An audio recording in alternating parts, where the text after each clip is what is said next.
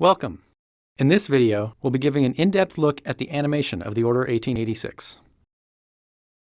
First, let's introduce ourselves. My name is Adam Byrne, and I'm the lead gameplay animator at Ready at Dawn. And I'm Daniel, I'm the lead cinematic animator. For those not familiar with the Order 1886, it's a PlayStation 4 exclusive which takes place in an alternate history Victorian London. You play as Galahad, a member of the Order and a knight from Arthurian legend. In this video, we'll talk about how we made gameplay and cinematic animation flow seamlessly together. But before we talk about the Order, let's talk about RAD's past work. Ready at Dawn's previous games are Daxter, God of War Chains of Olympus, and God of War Ghost of Sparta. All of these games were developed for the PSP. They were all stylized action platformer games, and they were all created using hand keyframed animation. The Order represents a lot of firsts for Ready at Dawn. It's our first original IP and first game of this genre. We developed a new engine specifically for the Order, and it was our first time developing for home console. Lastly, this was our first game to use motion capture. As you might imagine, this was an insanely ambitious project, but it also provided us with the freedom to explore what was possible. We started development with a simple concept. We wanted to make a story-driven, third-person shooter. The next step was choosing games and film to draw inspiration from. We were influenced by games like Uncharted, The Last of Us, and Gears of War, and inspired by the tone and storytelling of films like Blade Runner, Casino Royale, and the recent Sherlock Holmes films. The combination of these influences led us to our visual style, which we call Filmic Realism. So what does filmic mean? It means translating the style and language of film into a playable game. It also means weaving the story throughout all aspects of the game, not just the cinematics, but also gameplay. And we wanted to blend those two as seamlessly as possible. So as a proof of concept, we developed a prototype for the Order. This gave us a chance to test our visual and technical ideas before jumping into the real thing. You might notice that the player's motion is more primitive than in the final product. Our initial approach was heroic proportions and hand-keyed, stylized movement. But after sprinkling motion capture into the game, we pushed in a more realistic direction. So what did we learn from the prototype? Well, to match the realistic rendering of the environment, we needed to create characters that moved more realistically. Like all of our previous games, prototype characters had stylized proportions, but this just wouldn't work if we wanted them to look real. Keyframe animation also wouldn't cut it anymore. It took too long and was never quite realistic enough. And even though we didn't have much experience with motion capture, we knew that we needed to build our entire pipeline around it. So before we could even begin to create realistic animation, we knew we needed to rethink our rigs. The first thing we had to address was that our characters had stylized proportions. The next thing was that we had two very different pipelines for editing mocap and keyframe animation. And this led us to create a combination mocap offset rig. So let's talk about character proportions. On the left, we have our prototype hero. In the middle, we have our updated proportions. And on the right, we have our final character model. On the prototype character, you can see that the arms and legs were longer and the torso was shorter. These proportions worked in our previous games, but we realized that this game needed to be more realistic. So we went back and based our proportions on body scans. With the proportions finalized, we then modeled our clothes on top of the base mesh. This gave us a sense that he was wearing clothes instead of just being made of clothes. So let's go back and talk about our mocap pipeline. During prototype, we had two separate pipelines for mocap and keyframe animation. One pipeline was a simple FK rig that was set up to work exclusively with mocap.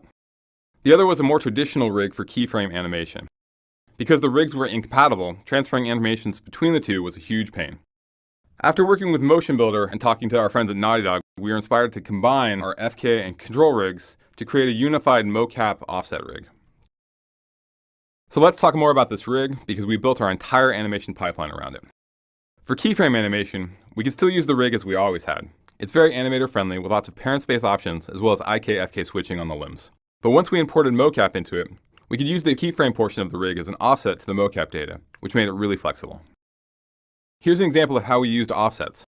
On the left is our mocap skeleton, which has a very hunched over posture, and on the right, you can see the result of the animator offsets. The posture's been corrected. Flatten and trace was another important feature. Essentially, it let us commit our offsets, baking them down onto the mocap skeleton, or conversely, it let us bake up our mocap to the control rig. Now we'll talk about how realism applies to cinematics. So realism can mean a lot of things. What we were really striving for was realism of film. So we've had film in our culture for a really long time, and we've accepted many of its quirks as real even when they aren't. So part of our goal with the cinematics was to make them feel like a live-action film instead of a computer-generated one. This starts with the motion capture and actor performances. The next is to try to ground the characters to the world, which is really hard to do in CG. The last was to try to make our camera feel real and have a presence in the world. So let's talk about how we captured our performances. So here we have a breakdown of the steps we took in crafting our cinematics. Whenever possible, we would capture audio, face, and body together. We would then take the raw data into Motion Builder and shoot cameras to start the editing process. We took the face video and projected it onto the head. This allowed us to make confident editing choices as we moved on to cleaning up the mocap. Once the edit was locked, we would then clean up the body and hand offsets in Motion Builder before moving on to Maya to finish the fingers and hand polish. We solved our faces in a separate pipeline, so we couldn't see what they looked like when cleaning up the body motion. This meant we had to rely on the initial edit as our guide. We utilized Sony's Visual Arts Service Group for their expertise in the capture process and relied on them as an outsourcing team. The final step was to get the cinematic running in Engine. Here you can see the final image with the heads and bodies combined. There's a lot of technical animation polish that was needed to finish off all the cinematics, as well as fixing any last-minute changes that inevitably come up in production. The next goal was to have the characters feel grounded. When shooting live action, characters naturally feel grounded, and with motion capture, it takes a very conscious effort to achieve the same results. We wanted to avoid the pitfalls of characters avoiding contact with objects in their surroundings, which is common with mocap and animation in general. We would constantly build sets that pushed the limit of the mocap stage.